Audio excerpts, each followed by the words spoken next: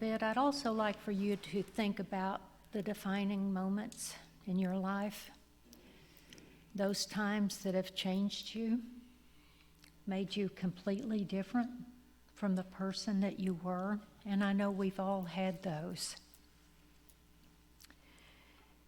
There are times in our life when we need to reset our course, reinvent ourselves, recalibrate our circumstances, and establish a new trajectory. And those are the defining moments when we need to draw a line between everything that's ever happened and everything that ever will. I know living here these last 15 years, the line in the sand has been before Katrina, before Katrina, before Katrina. And I've heard that so many times, so we definitely know that was a defining moment for so many people. And we know that all the words society currently uses to describe these moments don't really do them justice, do they? Fresh start, new beginnings, second chance. They just don't tell the full story, because in reality we want a total extraction from the scenario that we have previously created, with all its consequences and after effects, and the chance to do a total do-over, a new one, a re-entry into the world that is pure, whole, perfect, unstained, untainted. I know right now some of us had, this is not what we had envisioned. There was a lot of talk the year 2000, it's going to, everything's going to change, right? Well, we just carried right on, didn't we? 2012, everything's going to come to a stop. That was the end of the calendar. Well, that didn't happen. And then all of a sudden, March, the year 2020, the world comes to a screeching halt, didn't it? Pandemic, coronavirus. I saw a truck that's in our neighborhood, and the unfortunate name of this construction company is Corona. I said to Dan, I wonder if they're going to change their names, but they just courageously, bravely drive on with the Corona written all over their construction company, on their truck name, advertising. Sometimes, though, I think we have clearly come to a point where we're going to say this was a defining moment for us, aren't we? After this shutdown, after this year. It's not exactly like we envisioned, though, is it? We didn't see this coming. When we thought a new world was coming, I don't know what we expected. We were going to graciously, easily, just with no struggle, go off into another higher consciousness, and all of the other things were just going to fall away. We sure didn't envision a virus shutting us down, did we? Walking around in masks. We sure didn't see this coming, but it is our moment. Perhaps it's our defining moment. Walt Disney was perhaps the greatest pioneer in the animation industry.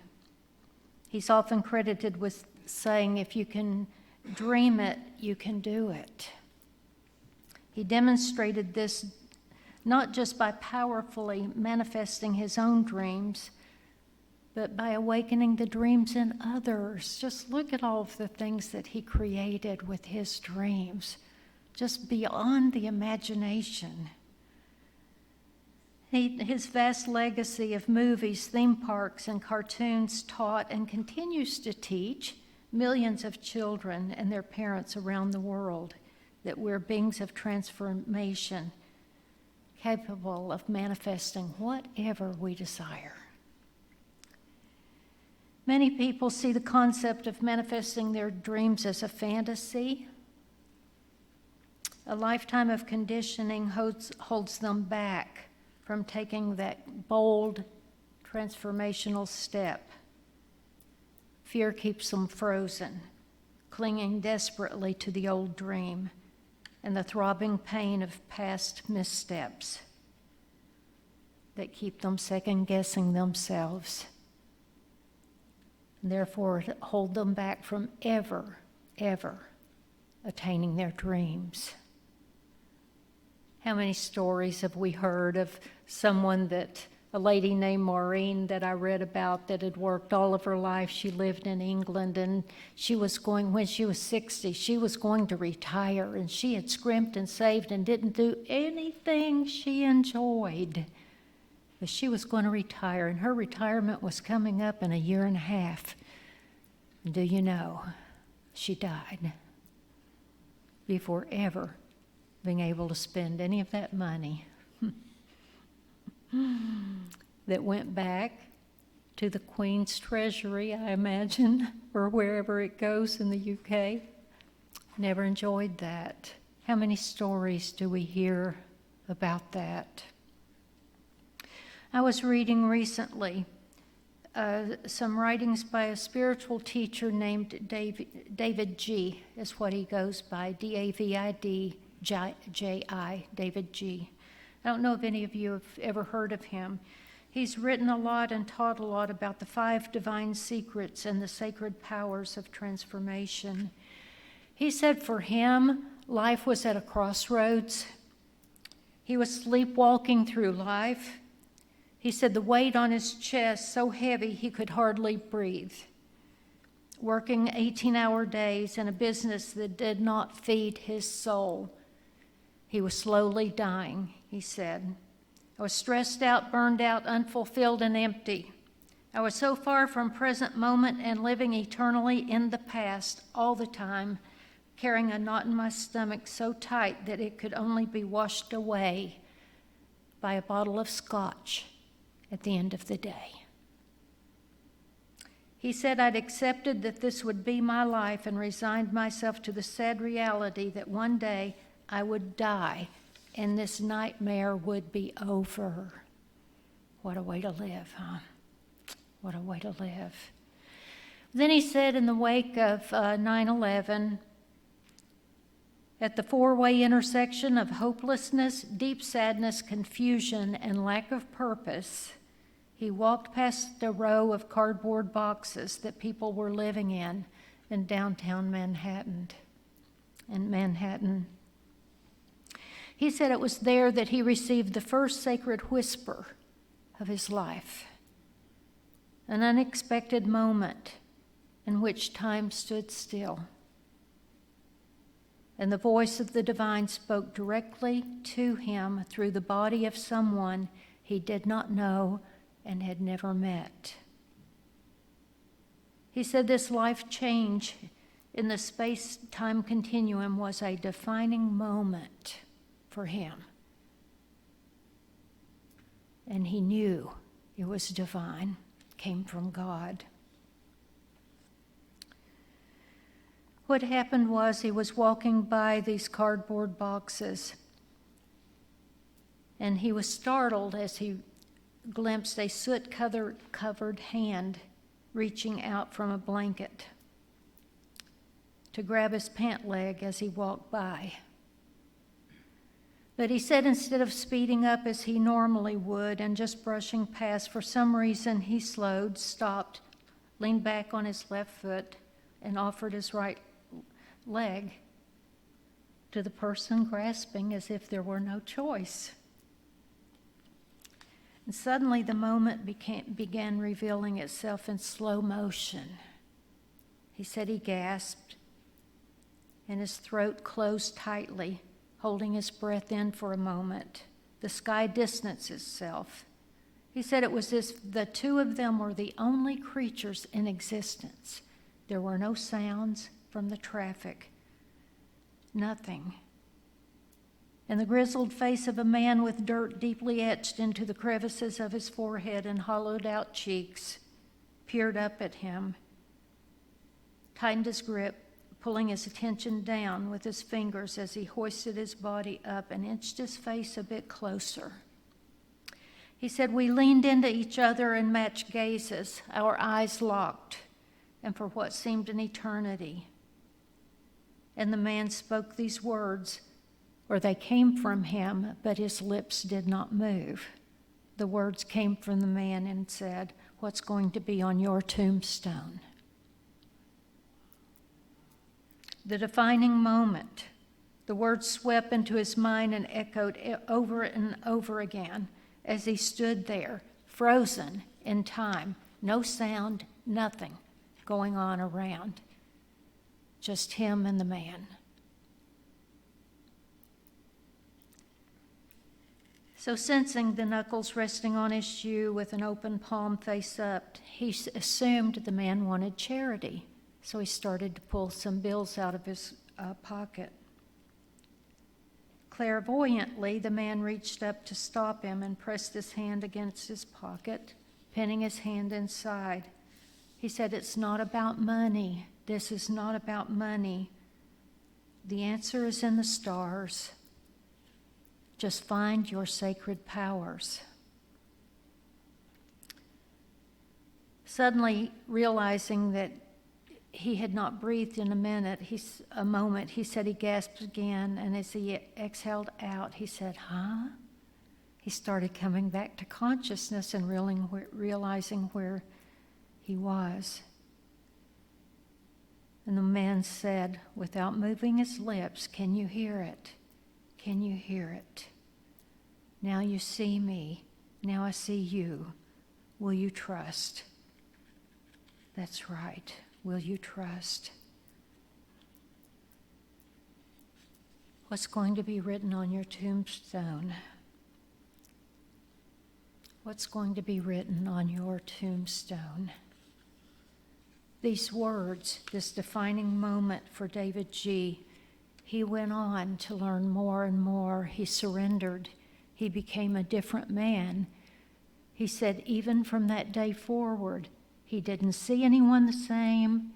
He didn't hear anything the same way. He researched. He changed his life. He was a redhead. His hair started turning white that day. Now, I've read a bit about him, and I went on to research him, and he does training with everyone. Here he is with this wild head of white hair, and you can see the look on his face. There's something sacred here. The military use him even to bring in, to teach their soldiers how to find inner peace, how to find love. He said the first time they brought him in, he thought, "Oh no, these warriors, what are they going to think when they see me, this old hippie coming in?" But every audience has accepted him with love and peace, and there's apparently a peace about him that happened in that defining moment for him. There was another story that touched me this week. It was after Joseph Smith, 18 years after his first vision. He wrote an extensive account of his experience. He had faced opposition, persecution, harassment, threats, and brutal attacks. Yet he boldly testified of his first vision. I had actually seen a light, and in the midst of that light I saw two personages, and they did in reality speak to me, he said. And though I was hated and persecuted for saying that I had seen a vision, it was true. I knew it, and I knew God knew it, and I would not deny it. I could not deny it, he said. In his difficult hours, Joseph's memory reached back nearly 2 decades to the certainty of God's love for him and the events that welcomed in the long-foretold restoration to him. Reflecting on his spiritual journey, he said, "I don't blame anyone for not believing my history. If I had not experienced what I have, I would not have believed it myself. We know that, don't we? All the great teachers that have come to bring light to the earth, they've known it. What defining moments have some of them had? We know about the Buddha's defining moments because it was written about him. We do know, too, that for 20 years, the writings about the life of Jesus were lost. We don't know anything about those 20 years between the time he was 12 and then he reappears at the age of 33 to teach and to lead in the spiritual way that he did. We have no idea what defining moments he had during that time. Maybe he came into this earth knowing God, and he didn't need any of those defining moments. We're not sure, but we do know he went into the wilderness and he told us about it. We know about others, Krishna. Oh my goodness, all the prophets in the Bible. As a matter of fact, I want to say something about the Bible at this moment. I do believe it is holy, and I do believe those are holy words, and I do believe that as Joseph Campbell said, there's the power of myth and the power of story. And sometimes just reading the stories and the words, there's power in them. And the songs of Solomon, and the wisdom of Solomon, and the Psalms, and what defining moments brought David to write the Psalms and to say, "The Lord is my shepherd, I shall not want." Is that what we're talking about today? There's a power and a presence in the universe, and I can call it anything I want to. And I am directly connected to that power and that wisdom at all times. It is mine. And the moment I figured that out in this lifetime, maybe it was a defining moment, like seeing the light, seeing this man like David G. did. Maybe someone got hit by lightning, maybe some other way. But there have been moments, and you know they may have lasted for months or years. There are steps that go along with this spiritual journey, becoming who we are. And I'll talk about each of those another time. But we first have a calling, and we know it. We've got an urge. There's something within us. We've got to find more. And it's not what we've heard before. That didn't work for us. There's a calling. We want more. For Myrtle Fillmore, she went to hear a talk, and for the first time ever, she was told that she could heal herself. She did not have to live with this tuberculosis. She did not have to live with. That was a defining moment for her. For Charles Fillmore, it was the minute he learned to come out of his mind and go into his heart. And he talked about that, how he was an analytical person and needed to analyze everything, and that was a defining moment for him when he could go into his heart.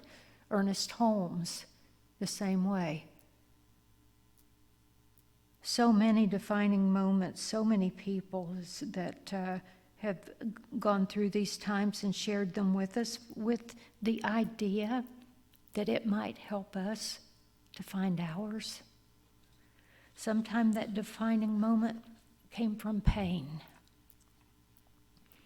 Many, many times it comes from pain. It comes from loss.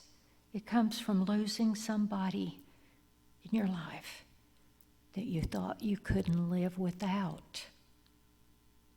That's a defining moment for many, many people. But back to David G.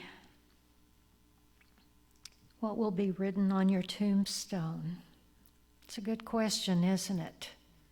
It's a good question. And in his teachings, as he teaches people the sacred principles he reminds them that they're all powerful and they have a direct connection to God. And that's what we remind people of every Sunday, isn't it? It reminded me of a story that our own Teresa told, and I love this. I asked her yesterday if she would mind if I shared it. This is Teresa. I know all of you know Teresa. She's one of our two that read the Daily Word. They switch off each Sunday, and I appreciate them. They said they find out who's reading it when they get here. It's either Maxine or Teresa. And thank you, by the way. But this story is touching, and I think it'll touch you too. Her husband died. It will be 9 years, September the 4th. And her husband died suddenly of a heart attack. She lost him suddenly. Teresa came to us about that time, and I remember it took about 2 years before she could smile. She was in the deepest grief. And I know all of you, a lot of you, you've been there too. She shared this story with me. I finally knew that she was able to tell me and ask her the story about the day her husband died. And as it turns out, it was about a storm too. And they live in Wool Market, and there are a lot of tornadoes that come through that area. And through that area, there had been some houses that had been destroyed by tornadoes. It's just up here off of I-10.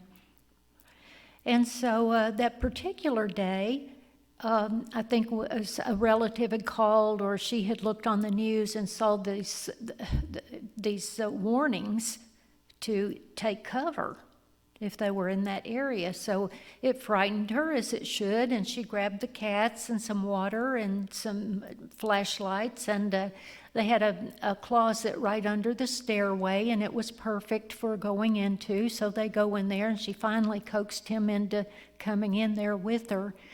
And she said that he started complaining. He said, well, I'm just getting claustrophobic in here. And he finally said that enough and complained. He burst out of there and he said, I'm not going to die in a damn closet. How about that? I love that.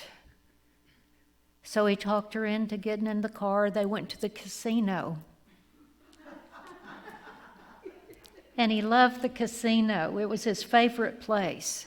Absolutely loved it. And I love that. That makes me smile to think about it. And unbeknownst to her, as a matter of fact, it took them a while to find her. He had a heart attack and died there on the premises at the casino. Those prophetic words, I'm not going to die in a damn closet. What about you? What about the woman, Maureen, that saved all of her life, didn't do anything fun, just grouchy of character, saving every penny, not ever giving? What about you? You want to be like Walt Disney, inspire others? Maybe we're not going to do anything that big.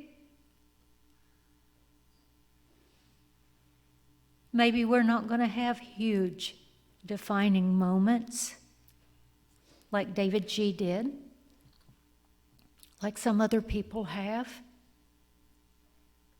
But I do know that we have some defining moments right now.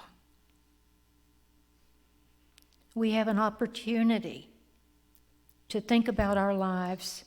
Is this going to be a turning point? Who am I going to be? Am I going to live some old story that my family told me 50 years ago? You know how those old stories go. Oh, you're just like your mother. Oh, no, you're just like your father. Oh, no, you know that. I'm going to encourage you as much as possible to release all that baggage and let it go. Make this a defining moment to be the person you should be. Maybe you've been in a job where someone insulted you and didn't appreciate you, and one day you turned in your notice. Congratulations. That was a defining moment for you, wasn't it? That gave you your life back. Maybe there were some relationships that didn't work for you, and you finally said, you know what? This doesn't work for me. I'm out of here. Maybe you have relatives now that don't understand the unity teachings, and they think you're blasphemous. And they think, they may have even said to you, you're not saved, are you? I'm going to encourage you to let that go. And believe in your heart that you have a direct connection to the one power and the one presence that we call God. So I encourage you to use those defining moments. Be brave. Maybe you've made some moves that you wished you hadn't and you want to go back. Maybe you moved to Timbuktu. Don't be embarrassed. Pack your stuff and come back. No embarrassment here. Maybe you had your house on the market for 5 years and it didn't sell. Don't be embarrassed. That's ego, okay? That's ego right there. That's what that is. There's what your heart tells you and there's what the world tells you. And I'm going to encourage you to use your defining moments to listen to what your heart tells you and go with that.